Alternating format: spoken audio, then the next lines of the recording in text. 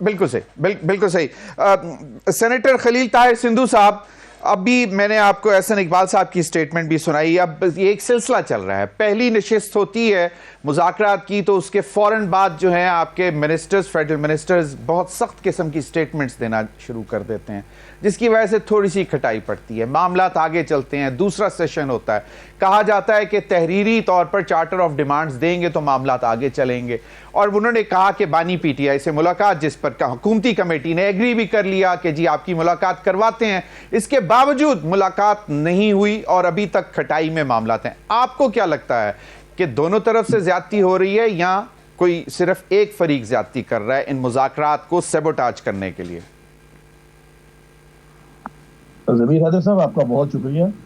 میری طرف سے شاہد خٹک صاحب بھی بھائی ہیں، ان کو بھی اسلام، اور سیلر حضرت صاحب اور اپنا ان کو بھی میری بہن ہے. مجھے یاد ہے آپ ہی کے پروگرام میں میں بھی تھا، اور آپ نے محترمہ علیمہ خان صاحب کا ایک شارٹ چلوایا تھا کہ یہ جتنے بھی لوگ ہیں پی ٹی آئی والے جو ان کو مشورے دے رہے ہیں، یہ خود نہیں چاہتے کہ بالغی رہائی ہو. شاید آپ کو بھی یاد آ گیا ہوگا.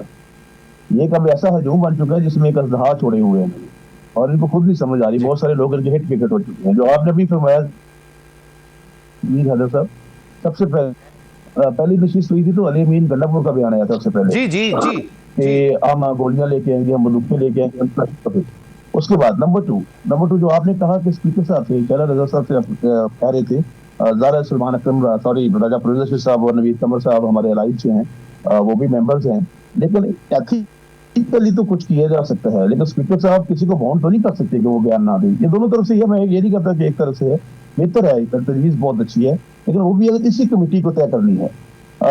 پہلے تو ہم تھے چور اور ڈاکو تھے، پھر زرداری صاحب، محترم زرداری صاحب صدر پاکستان، وہ ان کی گولی کی نشست پہ تھے. پھر ایم پی ایم تھی، وہ بھی ان کے ساتھ ہی بات نہیں کرنا چاہتے تھے. تو آخر کچھ تو ہوا نا کہ سال بدلنے سے پہلے کچھ لوگ بدل گئے اور انہوں نے کہا کہ ہم مذاکرات جو ہیں ان کو کرتے ہیں وٹس ایور. ابھی دیکھنا یہ ہے کہ یہ مذاکرات کامیاب کس میں. ابھی میری بہن نے کہا بالکل درست بات ہے، کل ان کی ملاقات کا دن تھا، ان کے نہ کوئی وکیل نہ کوئی فیملی ممبر، جیل کا ریکارڈ بھی آیا، سارا کچھ ہے، کوئی نہیں ملنے گیا والی کو. اور اب کس کسی کی یہ آزادی چاہتا ہے؟ کیا سارے قیدی جو ہیں ان کو رہا کر دیجیے، چھوڑ دیا جائے کہ خان صاحب نے مذاکرات کرنے؟ خان صاحب تو خود یہ کہتے تھے کہ ایک قانون ایک جیسا. میں نے خود being lawyer am author of this jail manual اور پرزن رولز کا، کیا باقی لوگوں کے ساتھ کس طرح سے ہوتا ہے؟ وہ تو کہتے تھے کہ ایک جیسا قانون ہو سب کے. کیا ان کے لیے ہم علیحدہ قانون بنا دیں کہ نہیں جی ہم ساری جیل بند کر دیں یا کھول دیں یا واٹس ایور؟ اس طرح سے نہیں ہوتا. اور دوسرا، مذاکرات جو ہیں یہ جس طرح محبت اور مذاکرات یہ شرطوں پہ کبھی بھی نہیں ہوتے، نہ شرطیں رکھی جاتی ہیں. لیکن پھر انہوں نے 2 شرطیں، ہم نے کہا ہم ریٹرن دیں گے. پہلی 2 میٹنگ انہوں نے کر لی بغیر ریٹرن کے. میننگ دے پائے کہ اگر ان کے پاس بادی نے لکھ کے لیے دیا تھا تو وہ انہوں نے کس حیثیت میں وہ دونوں میٹنگ تھی وہ کر لی. اس حوالے سے بھی دیکھنا پڑے گا. دوسرا آپ دیکھیں، ابھی کل کی بات ہے کہ مربت صاحب نے کہا جی انٹرنیشنل میڈیا، اور بات بھی درست انہوں نے کی کہ وہ بہت ساری ایسی چیزیں کر رہا ہے جو پاکستان کی جو سینٹیٹی اسلام کی اس کے خلاف ہے. تو سلمان اکرم راجہ صاحب نے آج اس کی مذمت کر دی کہ پہلے اپنے آپ میں تو تھوڑا بہت اتحاد پیدا کر لیں. گنڈا بورسوں کا پہلے سے رویہ بہت اچھا ہوا ہے. پہلے تو وہ بالکل صحیح. سینیٹر خلیل طاہر سندھو صاحب بالکل صحیح فرمایا. سینیٹر خلیل طاہر سندھو صاحب، ابھی شاہد خٹک صاحب نے کہا کہ بیسیکلی مجبوری حکومت کی بنی تھی جس کی وجہ سے مذاکرات شروع ہوئے، جس میں انہوں نے کہا کہ انٹرنیشنل پریشر بھی آ رہا تھا. اور دوسری وجہ انہوں نے یہ کہی کہ شاید 26 نومبر کے واقعات سے توجہ ہٹانے کے لیے آپ لوگ مذاکرات کی ٹیبل پر آئے ہیں. اب یہ اس پر بھی تھوڑا سا بتا دیں کہ کیا کوئی پریشر ہے انٹرنیشنل؟ ضمیر حیدر صاحب، انٹرنیشنل پریشر اس وقت بھی آیا تھا جب ہینری کسنجر نے شہید ذوالفقار علی بھٹو کو کہا تھا کہ I will make you herbal example. لیکن اس کے باوجود شہید نے اپنا پروگرام تو ترک نہیں کیا تھا. اور یہ پریشر اس وقت بھی آیا تھا جب میاں محمد نواز شریف جو خوشحالی کے پیغمبر ہیں ان کو کہا گیا تھا کہ آپ یہ مظاہرے نہ کریں. اور ان کو 5 فون آئے تھے اپنا اس کے کلنٹن پیلس کے، اس کے باوجود 6 مظاہرے کیے گئے تھے جو مطلب ایٹمی دھماکے تھے، اس لیے کہ وہ ڈیٹرنس نہیں کریٹ کرنا چاہ رہے ہیں. یہ آتے رہتے ہیں دنیا کے طاقتور. جس طرح بھی آپ اسرائیل ایک گھر میپ دے دیا تو کیا اس کا مطلب آپ میپ کو مان لیں گے؟ سوال پیدا نہیں ہوتا. ایکچولی پرابلم از بانی پی ٹی آئی. پرابلم جو ہمارا ایٹمی پروگرام ہے کہ اس میں بہت سارے لوگوں کی نظر کہ یہ ایک ایٹمی پروگرام ہے. میرا اپنا جو اندازہ ہے کہ شاہد خٹک بھائی بھی اور میری بہن بھی اور ہم سب بالکل صحیح اس بات کو سمجھے اور ہم ہوں گے بھی اس بات میں سارے اکٹھے بات تو یہ ہے، لیکن اس بات کے دوسرے نمبر پہ اگر مذاکرات کر رہے ہیں تو تیسری نشست بھی ہوگی. ابھی آج انہوں نے خود ہی کہہ دیا کہ شاید تیسری نشست کی باری نہ آئے. صحیح بالکل. اب یہ معاملات تو چل ہی رہے ہیں. شیلا رضا صاحبہ میں نے بریک کی طرف جانا ہے, اگر آپ کوئی کمنٹ کوئی کرنا چاہ رہی تھی تو پھر میں لے لیتا ہوں. بالکل صحیح.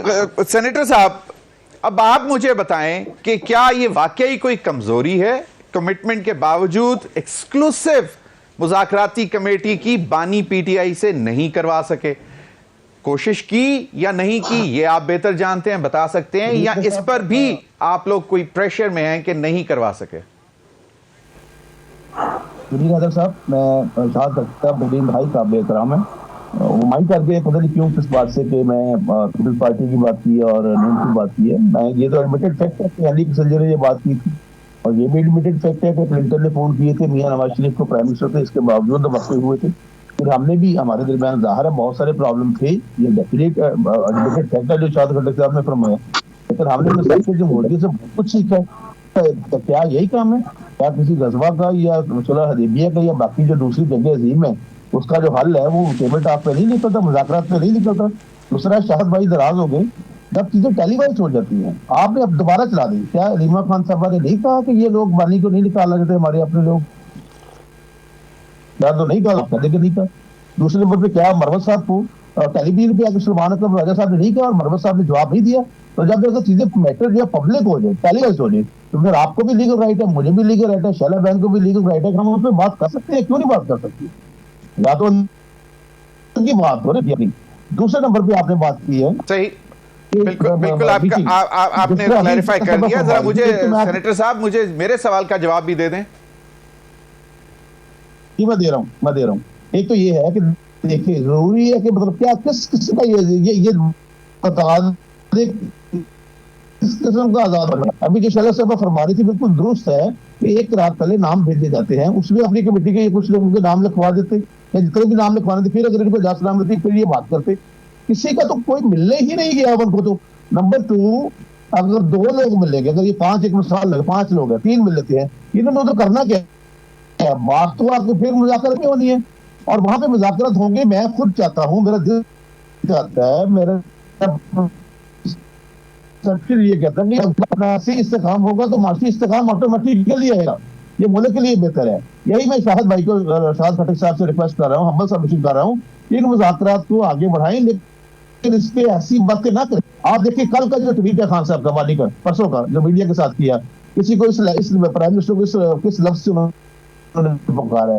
کیا یہ آپ کو سنجیدگی سے لے رہے ہیں؟